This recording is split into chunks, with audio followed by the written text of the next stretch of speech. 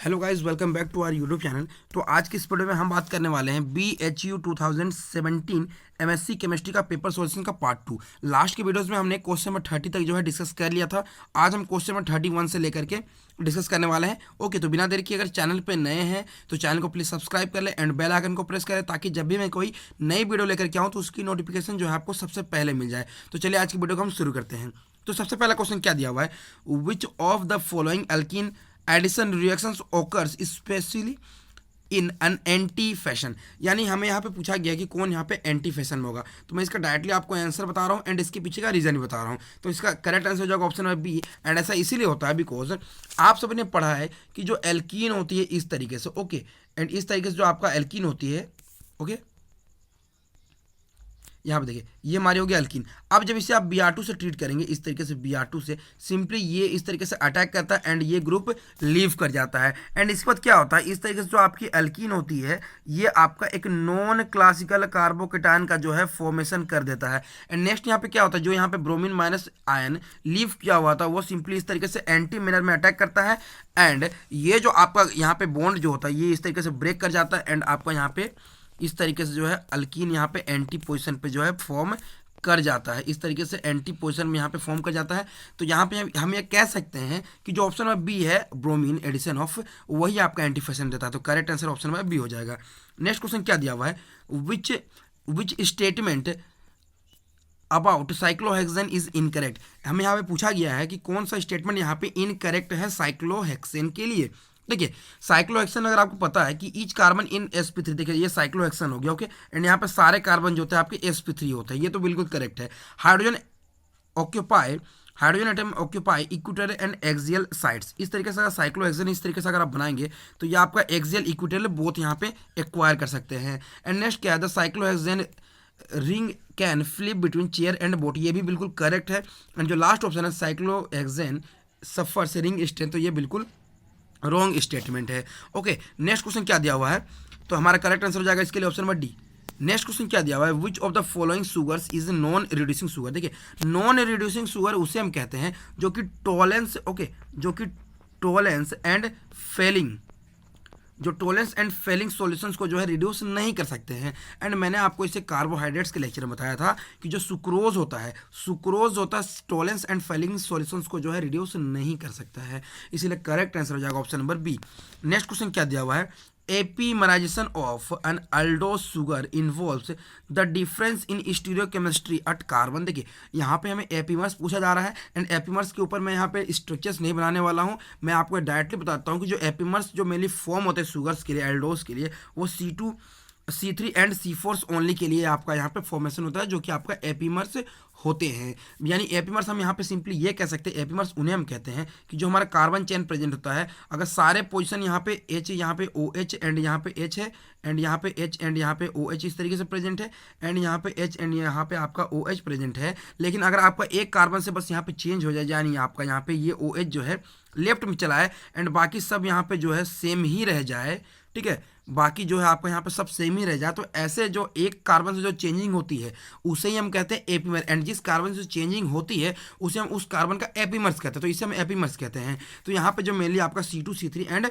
C4 formation होता है। And next question क्या दिया हुआ है, which one of the following form the same osazone on the treatment with access of phenyl hydrogen. देखिए ये भी मैंने जो है अपने कार्बोहाइड्रेट्स के लेक्चर में आपको पढ़ा रखा है, आप प्लीज़ उसे विजिट करके जरूर देखना। यहाँ पे मैंने बताया था आपको कि जो आपके एपीमर्स होते हैं वो आपके मेनली सेम फिनाइल हाइड्रोजन के साथ में जो है आपको यहाँ पे ओसाजोन के फॉर्मेशन देते हैं। एंड आप सभी को पता है कि जो ग्लूकोज एंड जो मेनस होते हैं वो आपस में C2 एपीमर होते हैं। क्या होते हैं? C2 epimer. तो करेक्ट आंसर हो जाएगा ऑप्शन नंबर यहाँ पे ऑप्शन नंबर ए, बिकॉज ये आपका C2 एपीमर होते हैं एंड यही आपके प्रोडक्ट्स देते हैं सेम ओसाजोन। नेक्स्ट क्वेश्चन क्या दिया हुआ है, quinoline on reduction leads to the formation of decahydro quinoline using one of the following. हमें यहाँ पे ये पूछा गया है कि इस तरीके से जो आपको दिया हुआ है, ये आपको क्विनोलिन दिया हुआ है एंड जब आप इसे इस तरीके से रिड्यूस करेंगे, किससे रिड्यूस करेंगे, तो आपका इस कंपाउंड का जो है फॉर्मेशन हो जाएगा। किससे फॉर्मेशन हो जाएगा? तो मेनली ये आपका H2PT इन CH3COH के थ्रू जो है आपका ये फॉर्मेशन होता है। तो करेक्ट आंसर हो जाएगा ऑप्शन नंबर यहाँ पे आपका डी। ठीक है, ये आपका हो जाएगा correct answer option number D.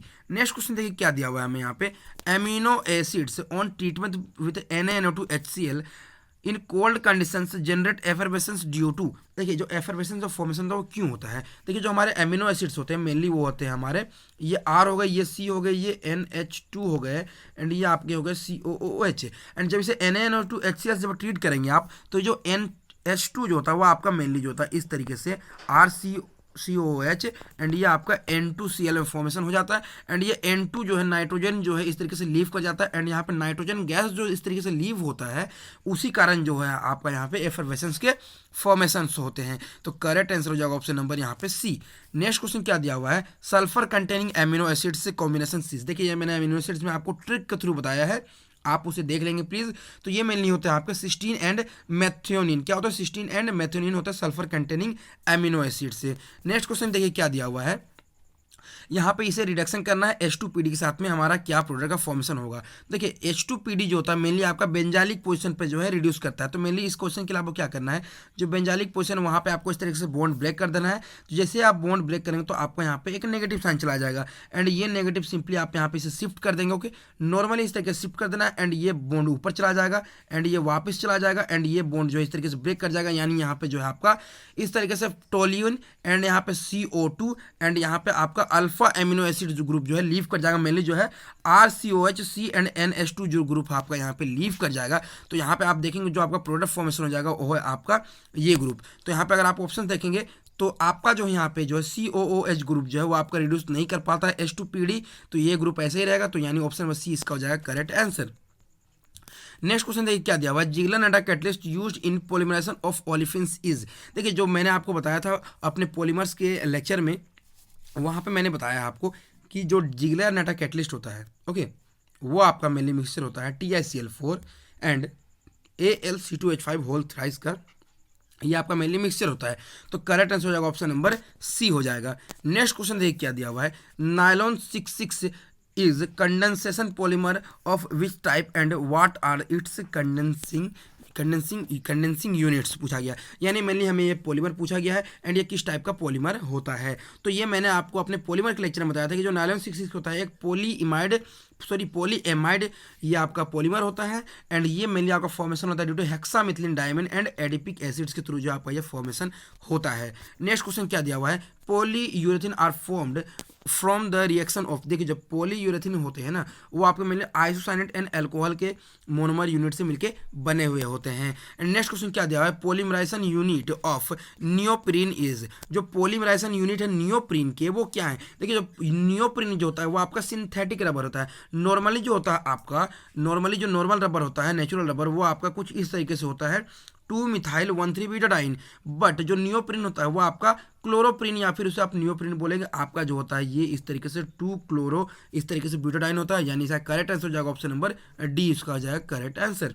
देखिए नेक्स्ट क्वेश्चन क्या दिया हुआ है, molecular system changes from colorless to colored on increasing conjugation due to, ये आपका ड्यू टू इसीलिए होता है due to lower energy pi to pi star transitions के कारण होते हैं। बिकॉज जो मोलिकुलर चेंजिंग सिस्टम होता है ना कलर्स टू कलर, ये आपका इसी कारण होते हैं। बिकॉज अगर आप सिग्मा इस तरीके से पाई इस तरीके से आप जब करेंगे, इस तरीके से जब आप बनाएंगे जहाँ पे जितने भी एनर्जी दिए हुए सिग्मा, ठीक है, ये पाई ये आपका एन हो गया, ये पाई स्टार हो गया एंड यहाँ पे जो है आपका सिग्मा स्टार हो जाएंगे।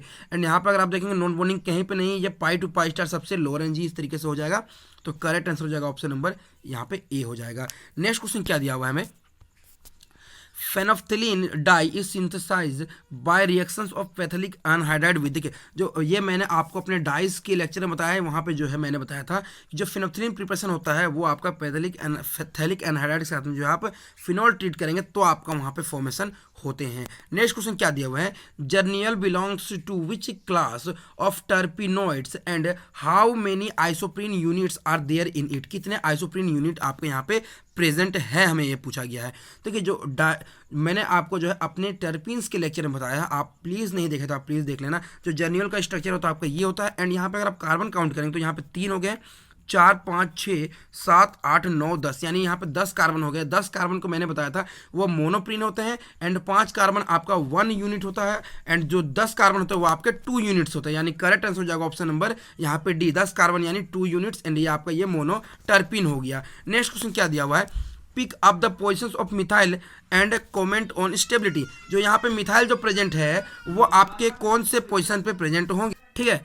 तो यहाँ पे अगर आप क्वेश्चन देखेंगे तो मिथाइल जो मेनली होता है, ठीक है, मिथाइल जो इस तरीके से प्रेजेंट होगा, इस तरीके से मैं साइक्लोहेक्सेन अच्छे से बनाऊं तो ये मेनली आपका इक्विटोरियल पे होना चाहिए, कहीं भी पोजीशन में हो ये आपका इक्विटोरियल पे होगा तभी ज़्यादा ये स्टेबल होगा। बिकॉज अगर ये एक्सियल पे आ जाएगा तो 1,3 डाई एक्सियल हाइड्रोजन का यहाँ पे डाइपोल इंटरेक्शन हो जाएगा एंड उसके कारण जो ये आपका अनस्टेबल हो जाएगा। देखिए इस तरीके साइक्लोहेक्सेन अगर मैं अच्छे से बनाऊं, ठीक है, यहाँ पे मैं अगर इक्विटोरियल पे दे दूँ अगर या फिर मैं इसे एक्सियल पे मिथाइल ग्रुप दे दिया मैंने, ठीक है, तो ये 1 2 3 यहाँ पे या फिर 1 2 3 यहाँ पे इस तरीके से जो आपका यहाँ पे 1,3 डाइपोल इंटरेक्शन हो जाएगा जिसका कारण ये अनस्टेबिलिटी आ गई, इसीलिए इक्विटोरियल जो है मोर स्टेबल हो जाएगा। नेक्स्ट क्वेश्चन क्या दिया हुआ है, which of the following is the best explanation for the relative stability of conformers. यहाँ पे जो है इनकी स्टेबिलिटी के कारण क्या है, ठीक है, हमें ये पूछा गया है। तो यहाँ पे मैं ये कह दूँ कि यहाँ पे इसका करेक्ट आंसर हो जाएगा 2 मोर स्टेबल, 2 के पास जो है वो मोर टॉर्जनल स्ट्रेन है, जो दो है आपका उसके पास जो है मोर टॉर्जनल स्ट्रेन यहाँ पे प्रेजेंट है, ठीक है। ड्यू टू यहाँ अगर आप देखेंगे मैं यहाँ बता दूँ ये हाइड्रोजन ये मिथाइल, लेकिन यहाँ पे देखिए थोड़ा डिस्टेंस में प्रेजेंट है लेकिन यहाँ पे आपका ज़्यादा ही क्लोजली प्रेजेंट है इसीलिए। नेक्स्ट क्वेश्चन क्या दिया हुआ है, in the boat conformation of cyclohexane the most destabilising interaction is. जो बोट कन्फर्मेशन इस तरीके से जो आपका प्रेजेंट होता है, ठीक है, इस तरीके से जो बोट कन्फर्मेशन प्रेजेंट होता है तो ये मेनली जो आपका ये हाइड्रोजन जो होते हैं ना, इस हाइड्रोजन के फ्लैगपोल इंट्रैक्शंस के कारण जो होता है ये बहुत ज़्यादा डिस्टेबलाइज हो जाता है, इसीलिए जो है आपका करेक्ट आंसर हो जाएगा option number D, due to flagpole interactions के कारण, ठीक है। नेक्स्ट क्वेश्चन क्या दिया हुआ है, choose the correct order of stability of conformational isomer forms of cyclohexane. देखिए ये मैंने आपको ट्रिक बताया था इसको याद रखने के लिए, वो मैंने बोला था charge transfer of boron hydride, charge यानी चेयर सबसे ज़्यादा स्टेबल, देन ट्रांसफर यानी ट्विस्ट बोट, बोरोन यानी यहाँ पे बोट, देन यहाँ पे हाइड्राइड यानी हाफ बोट, यानी सबसे पहला हमारा आ गया चेयर फॉर्म, देन आ गया हमारा ट्विस्ट बोट, देन हमारा आ गया बोट, तो करेक्ट आंसर हो जाएगा ऑप्शन नंबर बी हो जाएगा इसका करेक्ट आंसर।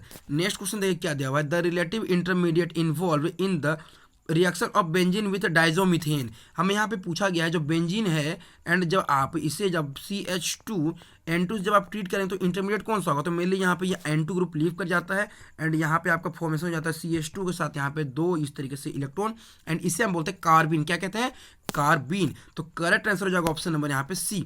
नेक्स्ट क्वेश्चन क्या दिया हुआ है, carbene formed as an intermediate in, carbene किस में इंटरमीडिएट फॉर्म होगा, यहाँ मैं आपको डायरेक्टली बता दूं ये आपका वोल्फ रीअरेंजमेंट में कार्बिन फॉर्म होता है, ठीक है, ये आपका वोल्फ रीअरेंजमेंट में कार्बिन फॉर्म होता है, बिकॉज यहाँ पे देखिए पिनाकोल में तो आपका कार्बोकेटायन फॉर्मेशन हो जाता है, ये आपका आइसोसाइनेट हो जाता है, तो करेक्ट आंसर हो जाएगा ऑप्शन नंबर यहाँ पे डी। नेक्स्ट क्वेश्चन क्या दिया हुआ है, ये आपको रिएक्टेंट दिया हुआ है NaNO2HCl, जब आप ट्रीट करें तो क्या यहाँ पे फॉर्मेशन होने वाला है, देखिए यहाँ पे क्या होगा मेनली जो है इस तरीके से दिया हुआ है, ओके, इस तरीके से जो है हमारा दिया हुआ है एंड यहाँ पे जब आप NH2 एंड COH जहाँ प्रेजेंट है एंड जब NaNO2 से जब ट्रीट करें तो ये आपका N2Cl में फॉर्मेशन हो जाएगा एंड यहाँ पे ये C double bond O and ये OH इस तरीके से प्रेजेंट हो जाएगा, ओके, ये आपका N2 प्लस Cl माइनस में कन्वर्ट हो जाएगा एंड सिंपली ये इस तरीके से चला जाएगा एंड ये बॉन्ड इस तरीके से चला जाएगा एंड यहाँ पे चला जाएगा, मैं इसे अच्छे से बना के दिखाता हूँ आपको शो करके, ठीक है। देखिए यहाँ पे क्या होगा मेनली आपका ये जो है इस तरीके से सबसे पहले तो है आपका यहाँ पे ये N2Cl में चला जाएगा एंड ये C double bond O and ये OH इस तरीके से हो जाएगा एंड ये आपका इस तरीके से हो जाएगा। अब नेक्स्ट स्टेप में क्या होगा, ये जो है इस तरीके से यहाँ पे चला जाएगा, ओके, एंड ये ऊपर चला जाएगा एंड ये वापस चला जाएगा एंड ये बॉन्ड यहाँ पे चला जाएगा एंड ये N2Cl लीव कर जाएगा एंड आपका यहाँ पे जो है फॉर्मेशन हो जाएगा मेनली इस तरीके से बेंजाइन इंटरमीडिएट का जो है फॉर्मेशन हो जाएगा, तो करेक्ट आंसर हम यहाँ पे कहेंगे तो ऑप्शन नंबर यहाँ पे डी इसका हो जाएगा करेक्ट आंसर। नेक्स्ट क्वेश्चन देखिए क्या दिया हुआ है, naphthalene on treatment with conc H2SO4 at 160 degree Celsius temperature और हायर टेम्परेचर गिव्स, जो हायर टेम्परेचर पर जब आप H2SO4 से आप ट्रीट करते हैं तो ये आपको सल्फोनेशन देता है एंड मैंने आपको अपने लेक्चर में बताया नेप्थलीन के यहाँ पे पॉली न्यूक्लियर हाइड्रोकार्बन्स में कि जो हायर टेम्परेचर पे जो होता है आपका बीटा पोजीशन पे होता है, यानी सेकंड पोजीशन पे होता है एंड उसे आप कहते हैं बीटा नेप्थलीन सल्फोनिक एसिड, तो करेक्ट आंसर हो जाएगा ऑप्शन नंबर बी जो कि मैंने आपको बता चुका है ऑलरेडी। नेक्स्ट क्वेश्चन देखिए क्या दिया हुआ है, nicotine on oxidation followed by heating 460 kelvin gives rise to, आपका यहाँ पे क्या चीज़ का फॉर्मेशन होगा। देखिए ये आपका हो गया निकोटीन का स्ट्रक्चर। जब इसे ऑक्सीडेशन करेंगे 460 केल्विन के टेम्परेचर पे, तो ये मेनली जो ये जो ग्रुप आपको प्रेजेंट दिया हुआ है ये आपका COOH में कन्वर्ट हो जाएगा। किस में हो जाएगा? COOH में जो है आपका ये कन्वर्ट होने वाला है। तो यानी ये आपको फॉर्म हो जाएगा pyridine 3 कार्बोक्सिलिक एसिड। क्या हो जाएगा? pyridine 3 carboxylic acid. अगर आप इसे काउंट करें तो ये 1 2 एंड ये आपका हो जाएगा 3 pyridine 3 carboxylic acid. Next question क्या दिया हुआ है? N propyl bromide on treatment with ethanolic KOH है। हमें यहाँ पे पूछा गया CH3 ओके, एंड ये CH2 एंड ये CH2 एंड यहाँ पे जो दिया हुआ है, ठीक है, इसे मच्छर बनाते हैं यहाँ पे, एंड यहाँ पे ये Br दिया हुआ है। जब आप इसे इथेनॉलिक KOH यानी एल्कोहलिक, इथेनॉल तो हमारा एल्कोहल है, इथेनॉलिक KOH जब ट्रीट करें तो ये मेनली जो आपका एल्कीन का फॉर्मेशन हो जाएगा, यानी CH3 एंड यहाँ पे CH डबल बॉन्ड CH2 का फॉर्मेशन हो जाएगा, यानी ये आपका प्रोपीन का फॉर्मेशन हो जाएगा। तो अगर आप यहाँ पे करेक्ट आंसर बोलेंगे तो ये आपका हो जाएगा ऑप्शन नंबर हो जाएगा बी। नेक्स्ट क्वेश्चन क्या दिया हुआ है हमें यहाँ पे? Aldol condensation between which of the following compounds followed by dehydration gives methyl vinyl ketone, यानी ये हो गया आपका मिथाइल विनाइल कीटोन का स्ट्रक्चर। एंड इसे मैंने आपको अपने रेट्रो एल्डोल कंडेंसेशन के रिएक्शंस में आपको बताया था कि किस तरीके से जो आप रिएक्टेंट मॉलिक्यूल पहचान सकते हैं। तो आपको सिंपली प्रोडक्ट फॉर्म कर लेना है एंड सिंपली जो है आप मेरे रेट्रो एल्डोल कंडेंसेशन के रिएक्शन देखेंगे, सिंपली आपको इस तरीके से ब्रेक कर देना है एंड जिधर ऑक्सीजन प्रेजेंट है उधर वहाँ पे 2 हाइड्रोजन आपको दे देने हैं एंड जिधर ऑक्सीजन प्रेजेंट नहीं वहाँ पे आपको सिंपली डबल बॉन्ड O लगा देना है। यानी यहाँ पे अगर आप ब्रेक करेंगे तो ये आपका CH2 हो जाएगा एंड यहाँ पे CH हो जाएगा एंड ये C double bond O and ये CH3 ओके, ये आपका CH3 ओके, ये आपका CH3। अब यहाँ पे सिंपली जो है 2 हाइड्रोजन इस तरीके से लगा देना एंड यहाँ पे डबल बॉन्ड O लगा देना है। तो आपका यहाँ पे फॉर्मल्डिहाइड एंड आपका यहाँ पे एसीटोन का जो है ये आपका रिएक्टेंट्स हो जाएंगे। तो आप यहाँ पे अगर आंसर्स बोलेंगे आपके रिएक्टेंट्स के तो ये हो जाएंगे फॉर्मल्डिहाइड एंड एसीटोन, जो कि हमने यहाँ पे फॉर्म कर दिया है। नेक्स्ट क्वेश्चन क्या दिया हुआ है? Hybridisation of singlet and triplet. देखिए ये मैं आपको डायरेक्टली बता दे रहा हूँ कि जो सिंगलेट होता है वो आपका sp2 होता है एंड ट्रिपलेट होता है आपका sp हाइब्रिडाइजेशन का। तो आज के वीडियो के लिए बस इतना ही, मिलते हैं इसी तरीके के नेक्स्ट सॉल्यूशन के साथ में, तब तक के लिए धन्यवाद। ओके।